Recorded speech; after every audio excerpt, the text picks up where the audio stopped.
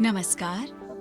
आप सुन रहे हैं संजय आरजू बड़ौत्वी द्वारा लिखित पुस्तक नई पीढ़ी की नई चुनौतियां से उनकी चर्चित कहानी दर्जी की मर्जी व्यंग मृद्विका की आवाज में सिर्फ बुक ऑडियो पर। कहानी दर्जी की मर्जी व्यंग।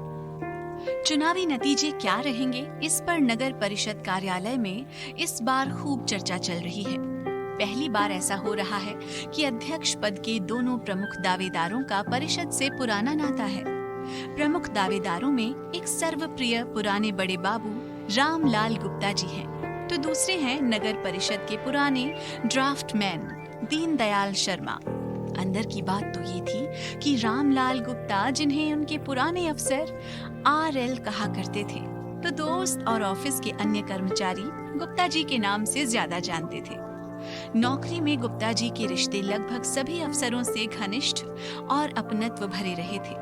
तो दीनदयाल शर्मा जी यानी डीडी के नाम से मशहूर शर्मा जी के बनाए नक्शों पर बने शहर के नामी धनवान लोगों के बंगले शर्मा जी के अच्छे घरानों से लिंक होने के सबूत थे, जिनका फायदा शर्मा जी को मिलना तय था।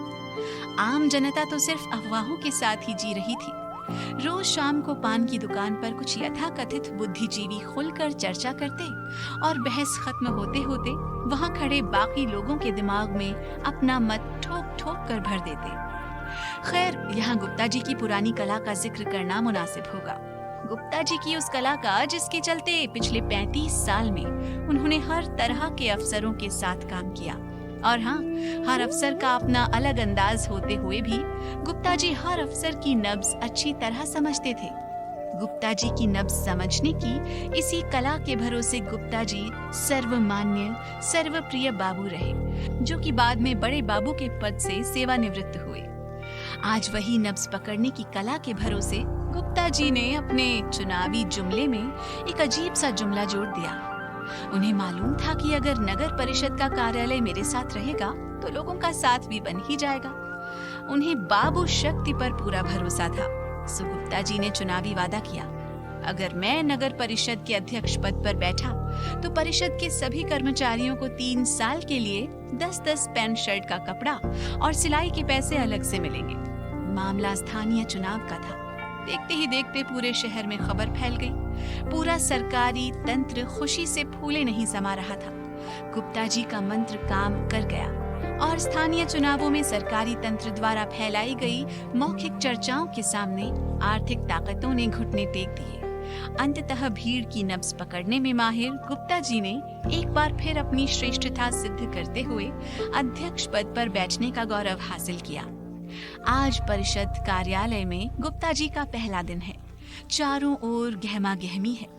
कोई गुप्ता जी से अपनी पुरानी नजदीकियों का जिक्र कर रहा था, तो कोई बता रहा था कि कैसे गुप्ता जी ने बीच का रास्ता निकालते हुए उनकी 2 साल से अटकी पुरानी फाइल निकलवाई थी। हाँ, थोड़ा खर्च जरूर ज्यादा आया था, पर वो गुप्ता जी ही थे जिन्होंने अपने संबंधों का इस्तेमाल करते हुए ठेकेदार राम बाबू सिंह की पुरानी पेमेंट झट से निकलवा दी थी।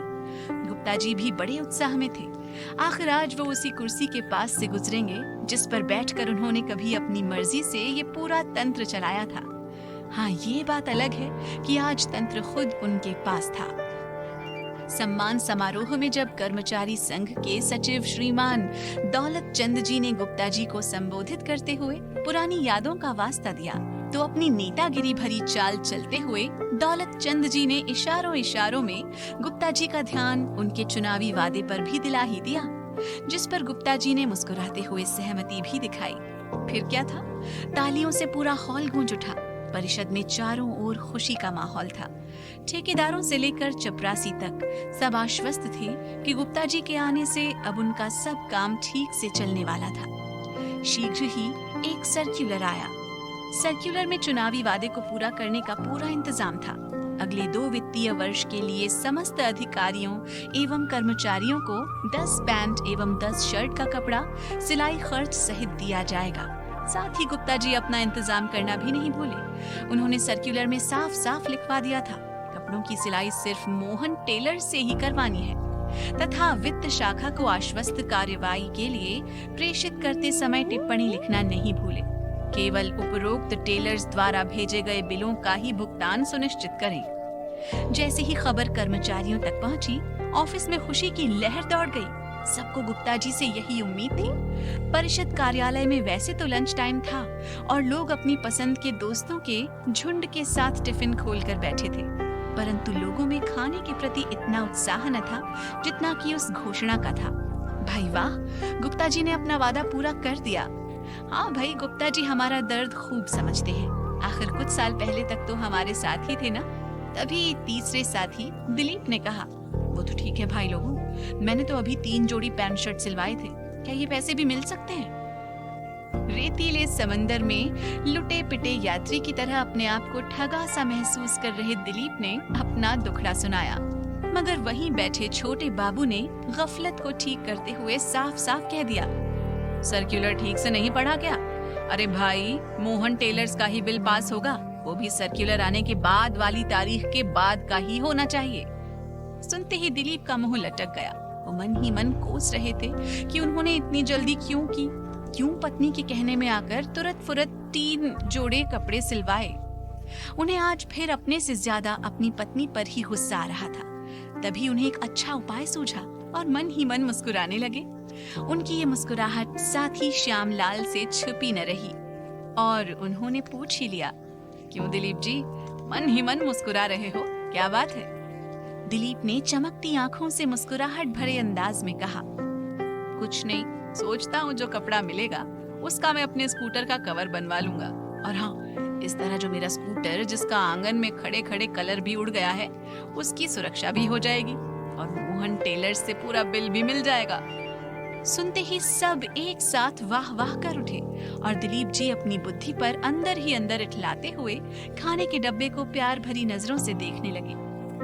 वैसे तो मोहन टेलर्स शहर का औसत से अच्छे दर्जे का टेलर था और पुराने सभी साथी जानते हैं कि गुप्ता जी उसी टेलर से कपड़े सिलवाया करते थे, इसलिए किसी को आश्चर्य नहीं हुआ जब सर्कुलर में मोहन टेलर्स का नाम आया। मगर पुरानी कहावत है कि दान की बछिया के दांत नहीं गिने जाते, सो इस छोटी सी बात पर कोई ज्यादा विरोध या प्रतिक्रिया भी नहीं आई। समस्या तब हुई जब सिली हुई पैंट में लगने वाला अस्तर का कपड़ा हल्की क्वालिटी का लगाया गया और वो भी अलग अलग कलर का। इतना ही नहीं, पैंट की जो चेन लगी थी वो भी जीन्स वाली चेन लगा दी गई थी, जिससे सभी कर्मचारी नाराज थे। दुकान पर हुई हल्की भारी बहस के साथ ही नाराज कर्मचारियों ने मामले को कर्मचारी संघ तक पहुंचा दिया। कर्मचारी संघ हरकत में आया तो बात वित्त विभाग तक भी जा पहुंची।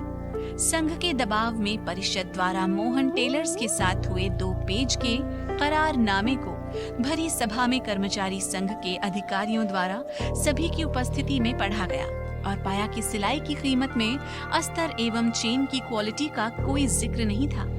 फिर मोहन टेलर्स के यहाँ से एक खबर और उड़ी कि ज्यादातर कर्मचारियों ने वास्तव में पैंट शर्ट सिलवाई ही नहीं और अपने रसूख एवं संबंधों का इस्तेमाल करते हुए मोहन टेलर्स से ज्यादातर कर्मचारियों ने नकली बिल बनवा लिए। इस खबर का असर ये हुआ कि जिन लोगों ने वास्तव में 1-2 जोड़ी पैंट शर्ट ही सिलवाए थे, वो लोग कान दबाकर घूमने लगे और अपने काम से काम रखने लगे, जिससे विरोध के स्वर भी ढीले पड़ने लगे। मगर जिन लोगों ने वास्तव में पूरे कपड़े सिलवाए थे, वो तो अपने आप को ठगा सा महसूस कर रहे थे। भले ही ऐसे लोगों की संख्या उंगलियों पर गिनने लायक ही थी, मगर वो अपनी मांगों से पीछे हटने को तैयार न थे। कर्मचारी संघ के अधिकारी भी पूरे मन से उनके साथ न थे। एक तो उन्हें चुपचाप गुप्ता जी का इशारा मिल गया था कि मामले को ज्यादा तूल न दी जाए, और फिर कर्मचारी संघ के सभी लोगों के कपड़े तो बिना सिले ही बिल घर पहुंच चुके थे। सरकारी स्कीम का पूरा लाभ उठा चुके कर्मचारी एवं कर्मचारी संघ के अधिकारी भी अनमने मन से लोगों को ढांढस बंधाते दिख रहे थे और मामले की तह तक जाने का झूठा सच्चा दिलासा दिला रहे थे। इस पूरे प्रकरण में प्रभावित होने वाले कर्मचारियों में कुछ वित्त विभाग के लोग भी थे, सो उन्होंने भी मोहन टेलर्स से अपनी खुन्नस निकालनी शुरू कर दी। फिर क्या था, एक एक कर सभी बिल वापस आने लगे, किसी में कुछ कमी तो किसी में कुछ कमी। सभी बिलों को कुछ ना कुछ लिखकर वापस करने का मानो वित्त विभाग मन बन चुका था। पहला जुमला था, सारे बिल एक साथ आएंगे तभी भुगतान करेंगे। हमारे पास कर्मचारियों की संख्या कम होने के कारण एक एक बिल पास करना संभव नहीं। इधर कर्मचारियों में कपड़ों में लगे अस्तर और हल्की क्वालिटी की चेन का रोष था, तो उधर मोहन टेलर्स भी बिल पास ना होने के कारण खूब गुस्से में था। दोनों पक्ष अपनी अपनी जगह में अड़े थे। कर्मचारियों ने भी मामले की जांच कराने की मांग शुरू कर दी। मामले को तूल पकड़ता देख नब्जी हकीम गुप्ता जी ने अनचाहे मन से जांच के आदेश एक स्वतंत्र कमेटी से कराने का फैसला ले डाला। मगर फैसला लेते वक्त अपने 2 खास आदमियों का कमेटी में नाम डलवाना सुनिश्चित करा लिया। 5 सदस्यीय स्वतंत्र जांच दल ने सभी मुखर कर्मचारियों से अकेले में पूछताछ की। पूछताछ का दौर 5 दिन चला। दूसरे शहर की परिषद से आए 3 सदस्यों के ठहरने का इंतजाम भी गुप्ता जी ने शहर के अच्छे होटल में कराया था। साथ ही रोज शाम को अपने किसी न किसी अर्दली को भी जांच कमेटी के सदस्यों की ठहरने की व्यवस्था का जायजा लेने भेज दिया जाता, ताकि जांच दल पूरी तरह से सुखी और संतुष्ट होकर कथित स्वतंत्र जांच पूरी कर सके। आंतरिक विभाग के मनोनीत दोनों सदस्य पूरी तरह मूक थे। उन्हें मालूम था जांच दल जो करेगा सर्वसम्मति से ही करेगा। उस समय देख लेंगे जब निर्णय लेना होगा। वैसे भी अगर कुछ कर्मचारियों के विरोध में बोला तो बाहर दरवाजे पर धर लिए जाएंगे, और गुप्ता जी के एहसानों को तो गिनना ही क्या। आखिर उन्हीं की मर्जी से तो उन्हें स्वतंत्र जांच दल का सदस्य बनाया गया था। 15 दिन चली इस सघन जांच में जो एक बात स्पष्ट रूप से निकल कर आई, वो ये कि जिस होटल में उन्हें ठहराया गया था वो काफी आरामदेह था तथा मेहमान सदस्य खूब खुश थे। जांच शुरू हुई। एक मुखर रूप से असंतुष्ट कर्मचारी प्रफुल्ल देव को कक्ष में बुलाया गया। प्रश्नों की बौछार से पता लग रहा था कि जांच दल प्रफुल्ल देव को जरूर आज तहसीलदार का ओहदा प्रदान करने वाला है। और हाँ, उनका मूल उद्देश्य ये भी जानना था कि क्या प्रफुल्ल देव ने वास्तव में पूरे कपड़े सिलवाए थे। लेकिन जब सभी उत्तर ठीक ठाक मिले तो जांच दल ने पूछा, अच्छा बताओ, जो चेन आपकी पैंट में लगी है उसमें क्या कमी है? प्रफुल्ल देव गुस्से और आश्चर्य से बोला, अरे जनाब, पैंट में जीन्स की चेन लगा दी है, ये कितना अजीब है। फिर खासी रंग की पैंट के अंदर से झांकता हुआ काले कपड़े का अस्तर कहीं अच्छा लगता है? जांच दल ने प्रफुल्ल देव को समझाया, देखो, हमने मोहन टेलर्स एवं परिषद के बीच हुए करार को बहुत गहराई से अध्ययन किया है। उसमें चेन की क्वालिटी एवं अस्तर के कपड़े के रंग के बारे में कुछ नहीं लिखा है, इसलिए मोहन टेलर्स के खिलाफ कोई केस नहीं बनता। खैर, प्रफुल्ल देव जांच समिति को क्या कहता, बस गुस्से से दांतों को पीसते हुए चुपचाप चला आया। जांच दल ने अगली सुनवाई में वित्त विभाग के वरिष्ठ लिपिक आशा कुमार को बुलावा भेजा। आरंभिक परिचय एवं सूचना के आदान प्रदान के बाद जब आशा कुमार से मोहन टेलर्स से होने वाली शिकायतों के बारे में पूछा गया तो उन्होंने सीधे मुंह पर कह दिया, देखिए, मोहन टेलर्स की अभी एक्सपोर्ट ऑर्डर की एक बड़ी डील कैंसिल हुई है, जिसका सारा बचा सामान मोहन टेलर्स ने हम कर्मचारियों की कपड़ों की सिलाई में लगा दिया है, जिस कारण सिलाई में ना तो क्वालिटी का ध्यान रखा गया है और ना ही सुंदरता का। किसी की पैंट में कोई कलर का कपड़ा लगा है तो किसी की में कोई, और साथ ही अपनी पहनी हुई पैंट की जेब में हाथ डालकर दोनों तरफ के अस्तर का रंग भी दिखाया, जिसमें बाईं तरफ की जेब का अस्तर हरे रंग का था तो दाईं ओर की जेब के अस्तर का रंग नीला था। जांच कमेटी ने देखा, मगर उनका तर्क भी उन्होंने दिया, देखिए, यहाँ प्रश्न ये नहीं है कि मोहन टेलर्स की एक्सपोर्ट की डील का क्या हुआ। प्रश्न है कि परिषद और मोहन टेलर्स के बीच हुए करार में अस्तर के कलर का कोई संदर्भ नहीं है, अतः जांच दल मोहन टेलर्स के खिलाफ कोई कार्रवाई करने में असमर्थ है।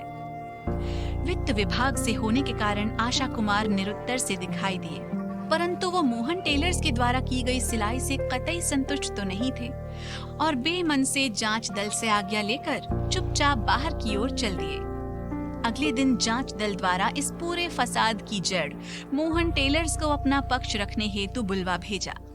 वैसे तो मोहन टेलर्स के मालिक श्री जगमोहन लाल जी मौखिक रूप से मना कर चुके थे और किसी जांच दल के सामने आने को तैयार नहीं थे, परंतु स्वयं परिषद के अध्यक्ष गुप्ता जी का फोन पहुंचने के बाद जगमोहन जी ने विनम्रता पूर्वक अपने और परिषद के पुराने रिश्तों का संदर्भ ध्यान में रख अपने तेज तर्रार बड़े बेटे धीरज को नियुक्त किया।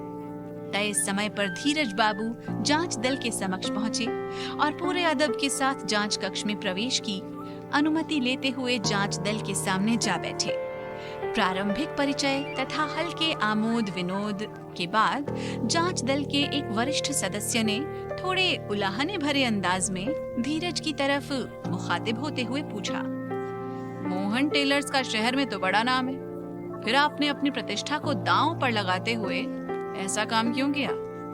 धीरज ने बड़े शातिर अंदाज में पूरे प्रकरण से अनजान होने का नाटक करते हुए विस्मय भरी दृष्टि से जांच दल के उक्त सदस्य को देखा और चतुराई भरा प्रश्न उसी सदस्य की तरफ फेंका। ऐसा काम मतलब हमारे काम में कोई कमी रह गई क्या? साथ ही धीरज बड़े उलाहने भरे अंदाज में बोला, अरे श्रीमान, मैं तो सोचकर आया था कि आपने मुझे भुगतान हेतु बुलाया है। हमारे तो इस काम में बहुत नुकसान हो गया। श्रीमान देखिए, पिछले 2 महीने से हमारे सारे कारीगर आपकी परिषद के कपड़े सिलने में लगे हैं, और हाँ, 1-2 व्यक्तियों को छोड़ हमने सबके कपड़े समय पर भी सिल कर दिए। बताइए, इतने त्वरित और उम्दा काम करने के बाद हम ही पर तो हम, ये ठीक नहीं है श्रीमान। श्रीमान, मैं तो कहता हूँ इन परिषद के कर्मचारियों की हालत तो ऐसी है कि जैसे किसी गधे को घी पिला दिया जाए। भला गधे को घी कहाँ पचता है? उत्तर सुनते ही जांच दल सकते में आ गया। अरे, इसे तो हमने स्पष्टीकरण देने के लिए बुलाया था। ये तो पूरे परिषद को ही गधा कह रहा है और अपने काम को घी। खैर, जिसका यार दरोगा उसे क्या चिंता। जांच दल के एक दूसरे सदस्य ने धीरज को रोकते हुए कहा, लेकिन सभी लोग आपके काम की शिकायत कर रहे हैं। आपके खिलाफ हमारे पास लिखित में शिकायत है। कहते हुए जांच दल के सदस्य ने एक कागज फाइल से निकालकर हवा में लहराकर तैश खाते हुए कहा, हमने देखा कि एक ही पैंट में 2 रंगों का अस्तर लगा रखा है। इस बारे में आपका क्या कहना है? धीरज ने बड़े बेमन से उत्तर दिया, श्रीमान, ये लोग तो साल में 1-2 ही कपड़े सिलाते हैं। हम तो दिन रात यही काम करते हैं। हमने तो इन्हें एकदम मॉडर्न जमाने की नए फैशन वाली पैंट सिलकर दी है। और हाँ, हमारे लगाए कपड़े या चेन में कोई कमी हो तो बताएं। जांच दल के एक और वरिष्ठ सदस्य ने बड़ी गंभीर मुद्रा बनाते हुए कहा, हमने सुना है आपकी एक्सपोर्ट की जो डील कैंसिल हुई थी, उसी का पूरा बचा हुआ सामान आपने परिषद के कर्मचारियों के कपड़े में लगा दिया, जिस कारण से ये सब उल्टा पुल्टा काम हुआ। बस अब धीरज का धीरज जवाब दे गया। उसने बड़े तलखी भरे शब्दों में कहा, श्रीमान जी, सुनने सुनाने की बात पर ना ही जाएं तो अच्छा है। सुना तो हमने भी बहुत कुछ है। इससे पहले कि धीरज कुछ और कहता, जांच दल के एक सदस्य ने बीच में टोकते हुए धीरज से पूछा, अच्छा तुम बताओ, तुम्हें भी कुछ कहना हो तो? धीरज को लगा जैसे तीर निशाने पर लग गया हो और तपाक से बोला, मुझे तो बस इतना कहना है साहब कि वैसे ही परिषद ने कपड़ा खुद खरीद कर दिया था। हमें तो सिर्फ मजदूरी भर मिलनी थी। उसमें भी अगर पेमेंट में 2-2 महीने की देरी होगी तो ऐसे में आप लोग ही बताइए किसी का क्या भला होगा। धीरज की बात के आखिरी शब्दों को पूरे जांच दल ने ध्यानपूर्वक सुना और मामले की गहराई को समझते हुए धीरज से हाथ मिलाते हुए विदा किया। सभी पक्षों को सुनने और विचार विमर्श करने की एक पूरी मैराथन प्रक्रिया पूर्ण हुई। अब जांच दल समिति को पूरी रिपोर्ट तैयार करने तथा समिति के निर्णय को परिषद के अध्यक्ष के समक्ष प्रस्तुत करने का दिन भी पूरे जोश और खरोश के साथ तय कर दिया गया। परिषद के अध्यक्ष द्वारा जांच रिपोर्ट शीघ्र आने एवं तत्काल सार्वजनिक किए जाने के वादे के साथ ही करतल ध्वनि के साथ उपस्थित सभी अधिकारियों ने जांच दल का धन्यवाद किया। शाम को जांच दल के सम्मान में एक समारोह भोज किया गया, जिसमें परिषद अध्यक्ष सहित कर्मचारी संघ के सभी गणमान्य पदाधिकारी एवं शहर के प्रमुख लोगों के साथ साथ खुद मोहन टेलर्स के मालिक श्रीमान जगमोहन लाल जी उपस्थित होकर भोज की शोभा बढ़ा रहे थे। सम्मान समारोह के उपरांत स्वतंत्र जांच दल की 20 पेज की रिपोर्ट शहर के नामी खबर नवीसों की उपस्थिति में पेश कर दी गई। सर्वप्रथम परिषद अध्यक्ष गुप्ता जी का ओजस्वी भाषण हुआ, जिसमें दूध का दूध और पानी का पानी होने का पूरा आश्वासन दिया गया। इसी के साथ पूरे शहर में गुप्ता जी की छवि एक साफ सुथरे प्रशासक के रूप में स्थापित हुई। पूरे हॉल में चर्चा थी गुप्ता जी की त्वरित कार्यवाही एवं स्पष्टवादिता की। खबर नवीसों तथा जांच दल के सभी सदस्यों को विदाई में दिए जाने वाले तोहफों का इंतजाम खुद मोहन टेलर्स के सौजन्य से किया गया था। अगले दिन लगभग सभी छोटे बड़े अखबारों में प्रथम पेज पर स्टेज पर खड़े स्वतंत्र जांच दल के सदस्यों द्वारा परिषद अध्यक्ष को सौंपी गई जांच रिपोर्ट का बड़ा ही सुंदर फोटो छपा था। खबर की सुर्खियों में सबसे ऊपर लिखा था, अब होगा दूध का दूध और पानी का पानी। पूरे शहर में गुप्ता जी की साख कई गुना बढ़ गई थी, क्योंकि फोटो के ठीक नीचे गुप्ता जी का एक विस्तृत इंटरव्यू भी छपा था, जिसमें उन्होंने जनमानस को भरोसा दिलाया कि जल्द ही समिति के निर्णय एवं भविष्य में इस प्रकार की गलतियों को रोकने के लिए समिति द्वारा की गई सिफारिशों को सार्वजनिक किया जाएगा, ताकि आम जनता को कारण एवं निवारण दोनों का पता चल सके। कुछ महीनों बाद जब शहर के लोग एवं परिषद के कर्मचारी अपने दुखड़े को भूल चुके थे, आज लंच के समय ये मुद्दा एक बार फिर इसलिए उठ गया क्योंकि दिलीप जी की पत्नी ने रोटियां अखबार के जिस पेज में लपेट कर भेजी थी, दुर्भाग्य से अखबार के उसी पेज के उसी अंश पर वो रिपोर्ट छपी थी। स्थानीय अखबार के पिछले पेज पर उठावना वाले कॉलम के ठीक नीचे लगभग अपठनीय प्रिंट के साथ समारोह में मुस्कुराते हुए कई चेहरे एक बार फिर दिखाई दे रहे थे। आज स्वतंत्र जांच समिति की सिफारिशें सार्वजनिक की गई थी, जिसमें मुख्यतः कर्मचारियों द्वारा वर्दी सिलाने में की गई अनियमितताओं के लिए भविष्य में पुनरावृत्ति रोकने हेतु एक अनुशासन समिति द्वारा कर्मचारियों की जांच के साथ किसी भी बाहरी ठेकेदार अथवा एजेंसी के भुगतान की अधिकतम 15 दिनों की सीमा निश्चित करने की बात थी, ताकि ठेकेदार अथवा एजेंसियों का अनावश्यक शोषण रोका जा सके, जिससे विभाग की छवि भी अच्छी हो।